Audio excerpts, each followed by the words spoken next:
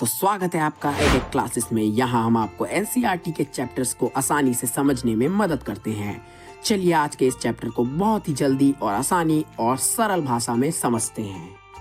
मुगल साम्राज्य, ये नाम सुनते ही हमारे जहन में क्या आता है? शानदार किले, बादशाह, आलीशान दरबार, यही सब, है ना? लेकिन सोचिए, इस जबरदस्त सल्तनत की बुनियाद असल में किसने रखी थी? वो रखी थी लाखों करोड़ों गुमनाम किसानों ने, जो चुपचाप अपनी जमीन जोतते थे और एक पूरे साम्राज्य का पेट भरते थे। तो सवाल ये उठता है कि जिन लोगों ने अपनी मेहनत से साम्राज्य को सींचा, उनकी अपनी जिंदगी असल में कैसी थी? उनकी दुनिया दिखती कैसी थी? तो चलिए आज मिलकर इसी सवाल का जवाब ढूंढते हैं। सबसे पहले जरा इस आंकड़े पर गौर कीजिए। 16वीं और 17वीं सदी के दौरान भारत की लगभग 85% आबादी, जी हां 85%, गांव में रहती थी। मतलब साम्राज्य की असली धड़कन शहरों में नहीं, बल्कि इन अनगिनत गांवों में बसती थी। तो चलिए अपनी कहानी की शुरुआत करते हैं साम्राज्य की सबसे छोटी लेकिन सबसे अहम इकाई से, यानी एक अकेले किसान से। उस जमाने के जो दस्तावेज हैं ना, उनमें किसान के लिए एक आम शब्द मिलता है, रियायत। ये फारसी का शब्द है और इसे जानना जरूरी है क्योंकि ये हमें सीधे उस दौर की भाषा और सोच से जोड़ता है। अच्छा, एक बड़ी दिलचस्प बात यह है कि उस दौर के किसान भी दो मुख्य तरह के थे। पहले थे खुदकाश्त, जैसा नाम से ही जाहिर है, ये वो लोग थे जो अपने ही गांव में अपनी जमीन पर खेती करते थे। और दूसरे थे पाही काश्त। ये वो किसान थे जो बेहतर शर्तों की तलाश में या किसी मजबूरी में दूसरे गांव में जाकर कॉन्ट्रैक्ट पर खेती करते थे। इससे एक बात तो साफ होती है कि किसानों के पास थोड़ी बहुत मोलभाव करने की और अपनी हालत सुधारने की गुंजाइश थी। अब सोचिए, एक आम किसान की पूरी जायदाद क्या थी? ज्यादातर के पास एक जोड़ी बैल और शायद 2 हल से ज्यादा कुछ नहीं होता था। हाँ, अलग अलग इलाकों में थोड़ा फर्क जरूर था। जैसे गुजरात में अगर किसी के पास 6 एकड़ जमीन है तो वो समृद्ध किसान कहलाता था। वहीं बंगाल में 10 एकड़ वाले को अमीर माना जाता था। और सबसे जरूरी बात, जमीन उनकी अपनी मिल्कियत होती थी जिससे वो खरीद और बेच सकते थे। तो ये तो हुई एक अकेले किसान की बात। लेकिन किसान अकेला तो नहीं रहता था, वो एक पूरे गांव का, एक समुदाय का हिस्सा था। तो अब जरा पूरे गांव की तस्वीर को देखते हैं। किसी भी गांव का जो पूरा सामाजिक और राजनीतिक ढांचा था ना, वो 3 चीजों पर टिका था। सारे काश्तकार यानी किसान, फिर उनकी पंचायत और गांव का मुखिया। ये तीनों मिलकर ही गांव की पूरी व्यवस्था चलाते थे। और ये जो पंचायत थी ना, इसकी ताकत को कम मत आंकिएगा। ये गांव के जमीन वाले बड़े बुजुर्गों की एक सभा होती थी, जिसका एक मुखिया होता था, जिसे मुकद्दम या मंडल कहते थे। पंचायत के काम क्या थे?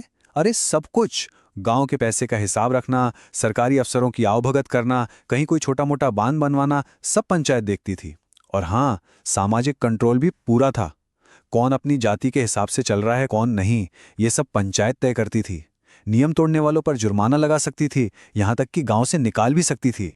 लेकिन हमें यह भी नहीं भूलना चाहिए कि गांव का समाज पूरी तरह से बराबर नहीं था। इन जमीन वाले किसानों के अलावा एक बहुत बड़ी आबादी थी भूमिहीन मजदूरों की, कारीगरों की, जो अक्सर गरीबी में जीते थे और जाति व्यवस्था के सख्त नियमों में जकड़े हुए थे। गांव की अपनी एक दुनिया थी, अपने नियम थे, लेकिन इस दुनिया पर हमेशा एक लंबी परछाई पड़ती थी, और वो परछाई थी मुगल सल्तनत की। सल्तनत और गांव का रिश्ता बहुत सीधा साधा था। सल्तनत को गांव से बस एक ही चीज में सबसे ज्यादा दिलचस्पी थी, टैक्स। उसे खेती से होने वाली आमदनी का एक हिस्सा लगातार चाहिए था, ताकि साम्राज्य की गाड़ी चलती रहे। तो होता यह था कि सल्तनत के अफसर गांव आते, फसल देखते और टैक्स तय करके वसूल ले जाते। सल्तनत यह भी चाहती थी कि किसान कपास या गन्ने जैसी नकदी फसलें ज्यादा उगाएं। क्यों? क्योंकि इनसे रेवेन्यू मतलब कमाई ज्यादा होती थी। लेकिन यह रिश्ता सिर्फ लेने का नहीं था। कभी कभी सल्तनत मदद भी करती थी, जैसे पंजाब में शाह नहर जैसी बड़ी नहरों को बनवाना या उनकी मरम्मत करवाना। चलिए अब जरा जूम आउट करते हैं। एक किसान और एक गांव से निकलकर पूरे साम्राज्य की खेती को देखते हैं, और आप हैरान रह जाएंगे कि ये दुनिया कितनी बड़ी और विविध थी। ये आंकड़े देखिए, ये आईने अकबरी से लिए गए हैं। आगरा के इलाके में 39 तरह की फसलें, दिल्ली में 43, और बंगाल में तो सिर्फ चावल की ही 50 अलग अलग किस्में होती थीं। सोचिए जरा कितनी जबरदस्त वैरायटी थी। तो किसान 2 तरह की खेती करते थे, एक तो अपने गुजारे के लिए, चावल, गेहूं, बाजरा, और दूसरी बाजार में बेचने के लिए। और जो सबसे कीमती फसलें थीं जैसे कपास और गन्ना, उन्हें एक खास नाम दिया गया था, जिन्स ए कामिल, मतलब एकदम परफेक्ट फसलें जो किसान और सल्तनत दोनों को मालामाल कर देती थीं। और ये सब मुमकिन कैसे था? तकनीक का भी बड़ा हाथ था।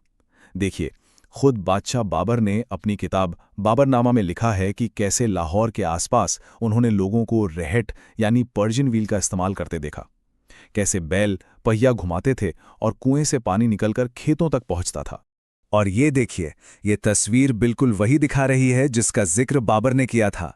किसान कुएं से सिंचाई कर रहे हैं। जब इतिहास की किताबों में लिखी बातें तस्वीरों में इस तरह जिंदा हो जाती हैं तो बात ही कुछ और होती है। और ऐसा नहीं था कि भारत दुनिया से कटा हुआ था। 17वीं सदी में बाहर से नई नई चीजें आईं। मक्का आया अफ्रीका और स्पेन से। टमाटर, आलू, मिर्च, ये सब नई दुनिया यानी अमेरिका से आए। और तंबाकू की कहानी तो बहुत ही दिलचस्प है। 1604 में बादशाह अकबर ने इसे पहली बार देखा। उनके बेटे जहांगीर ने इस पर बैन लगा दिया। लेकिन लोगों को ये इतना पसंद आया कि बैन के बावजूद कुछ ही सालों में ये पूरे हिंदुस्तान में खेती और व्यापार का एक बहुत बड़ा आइटम बन गया। तो इन सब का, इस जबरदस्त खेती, नई फसलों और नई तकनीक का नतीजा क्या निकला? नतीजा था आबादी में एक जबरदस्त उछाल। सन 1600 से 1700 के बीच सिर्फ 100 सालों में भारत की आबादी में 5 करोड़ की बढ़ोतरी हुई, यानी 33% की ग्रोथ। अब एक सवाल मन में आता है कि हम, मतलब इतिहासकार, ये सारी बातें इतनी यकीन से कैसे जानते हैं? गांव की जिंदगी की ये पूरी तस्वीर आखिर बनती कैसे है? देखिए, इसके लिए 2 तरह के सुराग मिलते हैं। एक तो है सरकारी दस्तावेज जैसे आईने अकबरी। ये हमें टॉप डाउन व्यू देते हैं, मतलब बादशाह की नज़र से दुनिया कैसी थी। लेकिन फिर दूसरे दस्तावेज भी हैं जो गुजरात और राजस्थान जैसे इलाकों से मिले हैं। इनमें किसानों की अर्जियां हैं, उनके आपसी झगड़ों के रिकॉर्ड हैं। ये हमें ज़मीनी हकीकत बताते हैं। इन दोनों को मिलाकर ही पूरी कहानी बनती है। तो हमने देखा कि मुगल किसान की दुनिया गांव, समुदाय और जमीन के ताने बाने से बुनी थी। ये एक ऐसी व्यवस्था थी जिसमें अपनी स्थिरता भी थी और बदलाव भी। अब सोचने वाली बात यह है कि सदियों पुरानी इस बुनियाद का कितना असर आज भी हमारे ग्रामीण भारत पर दिखाई देता है।